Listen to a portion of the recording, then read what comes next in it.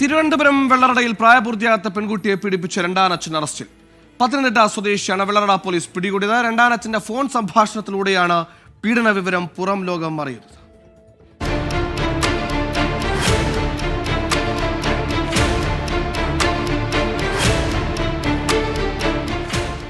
കഴിഞ്ഞ ദിവസമാണ് പത്തനംതിട്ട സ്വദേശിയെ പോലീസ് അറസ്റ്റ് ചെയ്തത്.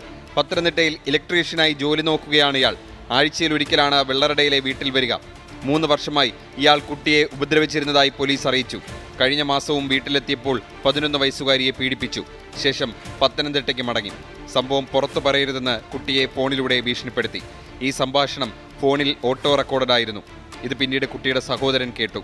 അങ്ങനെയാണ് സംഭവം പുറത്തറിയുന്നത്. വെള്ളറടയിലെ വീട്ടിൽ കുട്ടിക്കൊപ്പം മുത്തച്ഛനും മുത്തശ്ശിയും സഹോദരനും മാത്രമാണുള്ളത്. അമ്മ ജോലി സംബന്ധമായി പുറത്താണ്. പോക്സോ അടക്കമുള്ള വകുപ്പുകൾ ചുമത്തി അറസ്റ്റ് ചെയ്ത പ്രതിയെ കോടതിയിൽ ഹാജരാക്കി റിമാൻഡ് ചെയ്തു. വെള്ളറട പോലീസിന്റെ അന്വേഷണത്തിലാണ് പ്രതിയെ പിടികൂടിയത്. വെള്ളറട SHO പ്രസാദിന്റെ നേതൃത്വത്തിൽ SI റസൽ രാജും സംഘവുമാണ് പ്രതിയെ പിടികൂടിയത്. 24 തിരുവനന്തപുരം.